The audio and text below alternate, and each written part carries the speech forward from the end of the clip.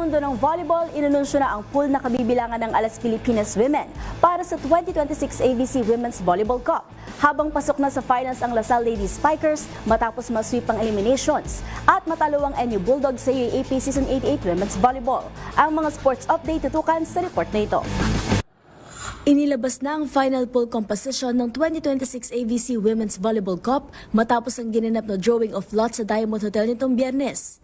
Nakatakdang idaos ang torneo mula June 6 hanggang 14 sa Candon City. Napabilang ang Pilipinas sa Pool A kasama ang Chinese Taipei, Korea, Kyrgyzstan, Australia at Uzbekistan. Samantala, nasa Pool B naman ang Kazakhstan, Iran, Indonesia, Hong Kong at Lebanon.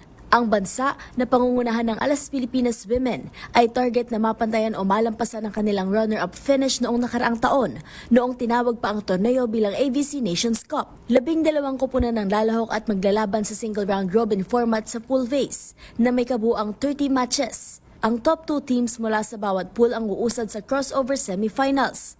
Maghaharap ang number 1 ng Pool A at number 2 ng Pool B, habang ang number 1 ng Pool B ay sasagupa sa number 2 ng Pool A. Ang magwawagi sa semifinals ay magtatapat para sa kampyonato, habang ang matatalo ay maglalaban para sa third place.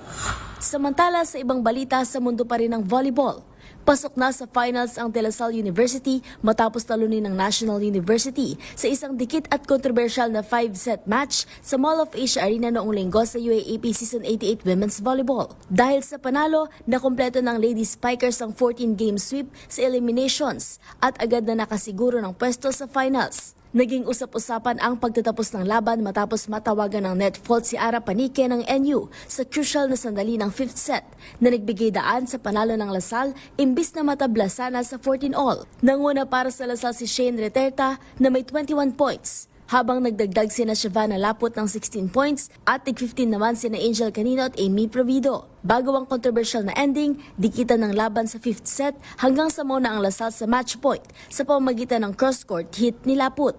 Naging susi rin ang pagbawi ng Lady Spikers sa 4th set kung saan hinabol nila ang 21-23 deficit.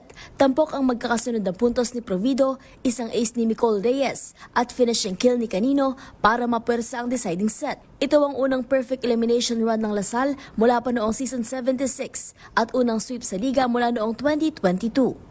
Maghihintay na lamang ang Lady Spikers sa makakalaban sa finals mula sa stepladder semifinals kung saan kabilang ang NU, Adamson University, University of Santo Tomas at Far Eastern University. Samantala, hindi pa sigurado ang final ranking ng NU na maaari pang mapunta sa playoff para sa second seed depende sa magiging resulta ng natitirang laban.